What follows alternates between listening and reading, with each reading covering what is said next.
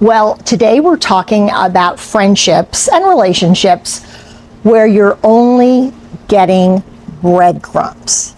Now, we talk about friendship here on the channel, and this is another interesting dynamic. And maybe you have it going on in your life and you never noticed it, but now you have a little more time. So how do we deal with it? How do we figure it out? And how do we set our expectations? Well, hi, I'm Laura and welcome to the channel. So today we're talking about the kind of friendship that can leave you a little confused, drained, and constantly second-guessing yourself. I call it the breadcrumb relationship. And this was another great topic that was recommended by a member of our community. So a big thanks to you. Well, whether it's with a family or a friend, these are people who give you just enough to keep you hanging on, but never enough to make you feel confident, secure in the relationship, valued, or even supported. So let's start with what I'm talking about, because you may have had this experience, but you may call it something different, and I'd love to hear from you. So for me, in a friendship or a family relationship, breadcrumbs are just those small, maybe tiny gestures, a quick text once in a while, a nice comment on social media from time to time, maybe even an occasional lunch invite, but never anything consistent, nothing you feel like you can count on. They show up when you've scheduled something, but honestly, it can be hit or miss when it comes to last minute changes, I'm running late, cancellations. So they keep you off balance. You're never quite sure until you see them walk in the door. They honestly keep you on almost a hook, right? Tossing just enough breadcrumbs so you don't walk away, but you're never starving, but you're never nourished either. The stomach is never full. And here's the tricky part. Sometimes, and it's not usually intentional, but some people are just low effort when it comes to relationships. There's just not a sense of urgency. There are other people who don't have the capacity for a deeper connection, something you may be craving, because they have their own issues and their own problems. And so they're just fitting you in. And then, yes, sometimes it is intentional. It's about control, that friend who's always late. They do it on purpose. But this person gives you just enough attention so you'll be available when they want or need something. Almost like a quid pro quo. So why does breadcrumbing hurt more as we age? Well, I think when we're younger, we shrug a lot of relationship dynamics off. Thinking about myself when I was in my 20s and my 30s, I was just happy to have somewhere to go, something to do, and there always seemed to be plenty of other people around. So if someone showed, great. If they didn't, you just went ahead and had a great time and didn't worry about it. But I think when we were young, it's a lot more of a group dynamic. We're used to that. And as we age, it becomes more about other moms, other ladies in the group, maybe a sport, maybe an activity. And that's our midlife when we're raising our children. But then as we get older, now our circle is quite naturally getting smaller. So we've got that to deal with. We've got friends that have moved away. People pass on. They have illnesses. Maybe it's you, maybe it's your friend, maybe it's a spouse. We have grandchildren. We want to travel. All these factors limit people's availability. And so when you add that into the mix, you realize how important your time is. And you become a little ferocious about who you spend that time with. So when someone's just breadcrumbing you along the way, you might want to reevaluate. Now, if someone you thought you could trust, someone who is a friend, but it's always been a little off, and you figure out, boy, I think they're a breadcrumber, it stings, because it's not just about the friendship, it's about feeling Like maybe you've misjudged or you've invested valuable time on the wrong person. And if it's a family member, I think it's even harder because we're taught that family is forever and we carry this sense of obligation to just keep trying over and over, even when we're only getting breadcrumbs. So how do you recognize you're in a breadcrumb relationship? Well, here are some sure signs. Number one is inconsistency. They disappear for weeks or months and then pop back in when it's convenient for them. And there's always a sense of urgency when they pop back in. Maybe they want something or need something. One of the members of our community shared a great story. She said an old friend reached out to her. They hadn't seen each other in 5 years. Lives just went different directions. No blow up, no drama, no disagreement. No specific reason at all. Life just happened. It happens. It's happened to all of us. But she said she was very surprised and happy to hear from her old friend. And when she did, the timing was perfect. You know, they were at that great stage of their life where they had the time. So they did lunch. They spent almost 2 hours catching up and talking about what they were up to now, where they'd been. The other gal made a point of saying how the lunch was way overdue and that she had missed their friendship and thought of her friend often. She was so sorry that life had taken them in different directions. And funny aside, she said they discovered that they both played the same sport now and both had started needlepointing. Pretty cool. So by the end of lunch, they promised to get together again soon, and they even exchanged nice texts the next day saying, hey, lunch was great, let's do it again soon. So 2 weeks goes by, and the woman who's sharing the story with me says that she reached out by text, hey, let's grab lunch or coffee. I'm open the next few weeks. Send me some days and times that work for you. Crickets. 2 days, 3 days, 4 days. So she calls, no answer. Left a short message, same as the text. No call back, no text back. 4 months later, she gets a message. And all it says is, OMG, sorry, life got away from me. What does your schedule look like again? The gal reached out. Nothing. Absolutely nothing. Now, the opposite, but just as confusing, is one-sided effort.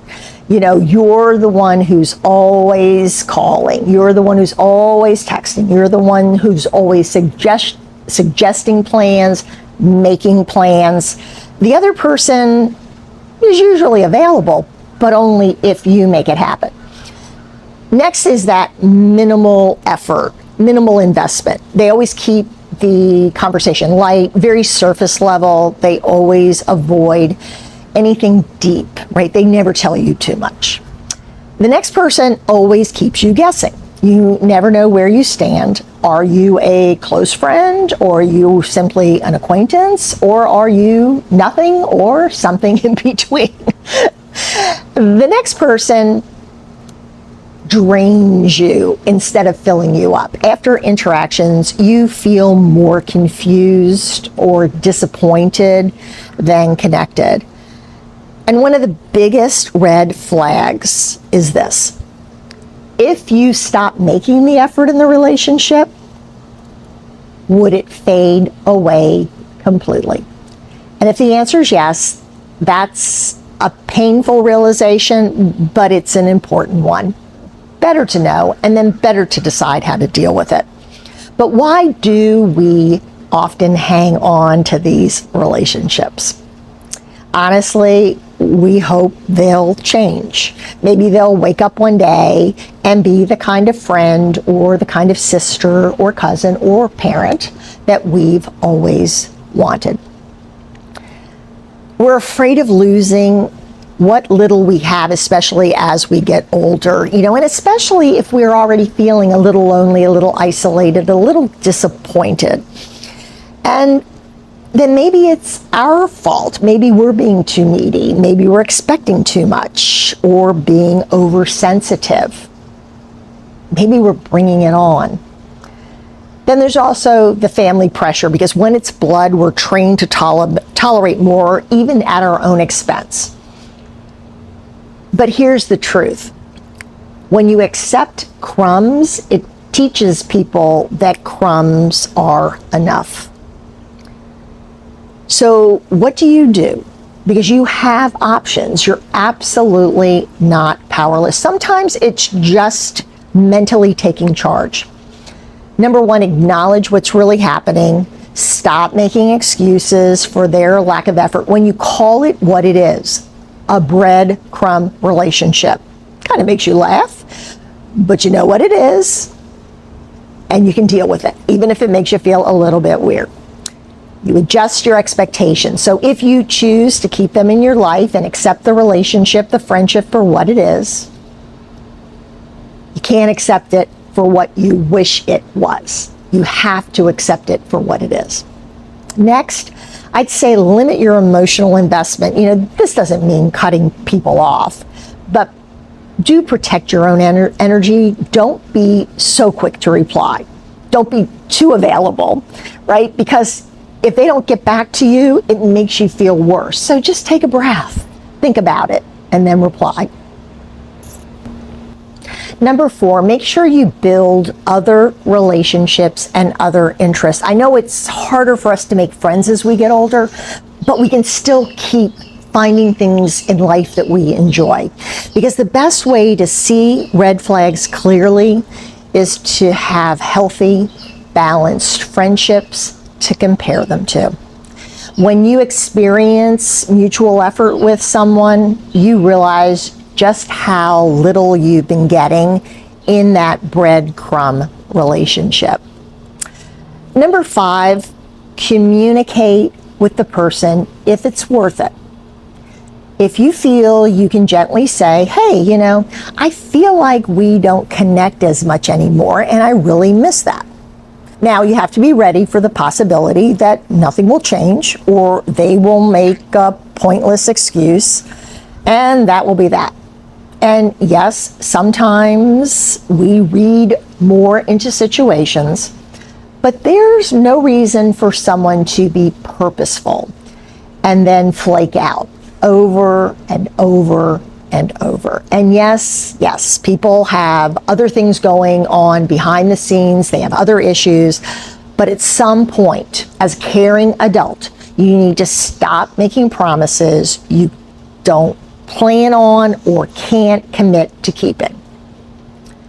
Now, I don't want to be overly harsh, but we all need to know our own limitations. We need to know what we can put up with and what just makes us feel bad about ourselves. Now, when it's family, the boundaries get real blurry. You might feel obligated to show up for every holiday, every birthday, every hospital visit, even when they don't show up for you.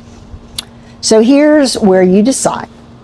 Do I want a closer relationship that doesn't look pretty, or do I just want peace? Sometimes peace can mean lowering your expectations and seeing them only in small, manageable doses. You can still be polite and loving, but without expecting the depth that you wish you had. Now, if they're manipulative with breadcrumbs, like using guilt, reminding you of your obligation, comparing you to your brother or your sister to keep you in place, then distance may be the healthiest option. Not breaking away, just giving yourself breaks.